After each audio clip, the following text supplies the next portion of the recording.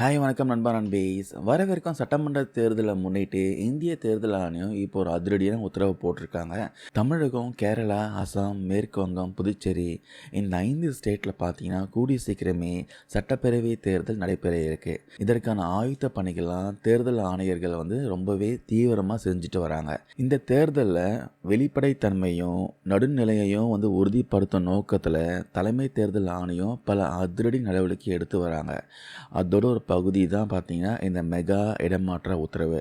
நம்ம தேர்தல் ஆணையத்தோட மிக முக்கியமான விதிமுறை என்னன்னா, தேர்தல் எந்தவித முறைகேடும் இல்லாமல் நியாயமாகவும் சுதந்திரமாகவும் நடக்கணும். இதை உறுதி செய்யறதுக்காக இப்போ அந்த 5 ஸ்டேட்லையும் பார்த்தீங்கன்னா ஒரு மிக முக்கியமான ரூல்ஸ் பார்த்தீங்கன்னா அமல்படுத்தியிருக்காங்க. அதாவது சொந்த மாவட்டங்களில் பணிபுரியும் அதிகாரிகள் ஆகட்டும், கடந்த 3 ஆண்டுகளுக்கு மேலே ஒரே இடத்துல பணிபுரியும் அதிகாரிகள் ஆகட்டும், இவங்களை எல்லாருமே உடனடியாக டிரான்ஸ்ஃபர் செய்யணும், பணியிட மாற்றம் செய்யணுன்ட்டு அந்தந்த மாநில அரசுகளோட தலைமை செயலாளருக்கும் தலைமை தேர்தல் அதிகாரிகளுக்கும் தேர்தல் ஆணையம் பார்த்தீங்கன்னா கராரான ஒரு உத்தரவை போட்டிருக்காங்க. இதில் குறிப்பாக யாரெல்லாம் மாற்ற சொல்லியிருக்காங்க தெரியுமா?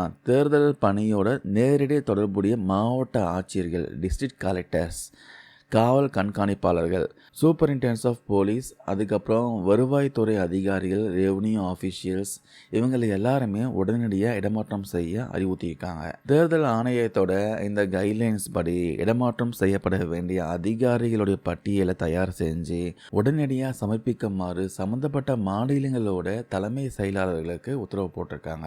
எதுக்காக இந்த திடீர் இடமாற்றம் கேட்டிங்கன்னா, எந்த ஒரு அரசு அதிகாரியும் அரசியல் ரீதியாக ஒரு சார்பாக செயல்படுவதை தவிர்க்கவும் வாக்காளர்கள் மத்தியில் ஒரு முழுமையாக நம்பிக்கையை ஏற்படுத்தவும் தான் இந்த நடவடிக்கை எடுத்திருக்காங்க. அது மட்டும் இல்லாமல் இடமாற்றம் செய்யப்படும் அதிகாரிகளுக்கு பதிலாக புதுசாக அதிகாரிகள் நியமிக்கிறப்போ அவங்களுடைய கடந்த கால தேர்தல் பணி அனுபவத்தையும் கவனத்தில் வச்சு தான் நியமிக்கணுன்ட்டு தேர்தல் ஆணையம் ரொம்ப தெளிவாக அறிவுறுத்தியிருக்காங்க. ஸோ ஒரு அதிகாரி பார்த்தீங்கன்னா ஒரே இடத்துல ஒரு 3 வருஷம் இருக்காங்கன்னா அவங்க இருக்கிற இடத்துல பார்த்தீங்கன்னா அரசியல்வாதிங்க கூட நெருக்கம் ஏற்பட வாய்ப்பு இருக்குது. இதை உடைக்க தான் இந்த 3 வருஷம் விதிமுறை போட்டிருக்காங்க. இந்த உத்தரவு பார்த்தீங்கன்னா ஐஏஎஸ், ஐபிஎஸ் அதிகாரிகளுக்கு மட்டும் இல்லைங்க, தேர்தல் பணியில் ஈடுபட போகிற பிற அரசு ஊழியர்களுக்காகட்டும், ஆசிரியர்களுக்காகட்டும் இந்த விதிமுறைகள் படிப்படியாக அமலுக்கு வரும் சொல்லியிருக்காங்க. ஸோ கூடிய சீக்கிரமே பார்த்தீங்கன்னா எலெக்ஷன் டேட் அனௌன்ஸ் பண்ணுறாங்க. அதுக்கப்புறம் நன்னடத்தை விதிகளும் அமலுக்கு வந்துடும்.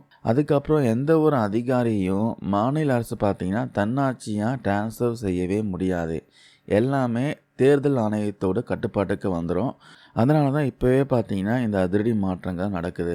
தமிழ்நாடு உட்பட 5 மாநிலங்களை பார்த்தீங்கன்னா தேர்தல் களம் இப்போவே சூடுபிடிக்க ஆரம்பிச்சாச்சு. இந்த தகவல் கண்டிப்பாக யூஸ்ஃபுல்லாக இருக்கும் நம்புகிறேன். இது விஷயமும் கருத்துக்கள் ஏதாவது இருந்தால் கமெண்ட்ஸில் சொல்லுங்கள். இந்த வாட்டி எலெக்ஷன் எந்த அளவுக்கு காம்படிட்டிவாக இருக்கும், யாருக்கு மெஜாரிட்டி கிடைக்க வாய்ப்பு இருக்குன்ட்டு உங்கள் கருத்துக்களை கமெண்ட்ஸில் பதிவு பண்ணலாம். தேங்க்யூ நண்பா நண்பீஸ்.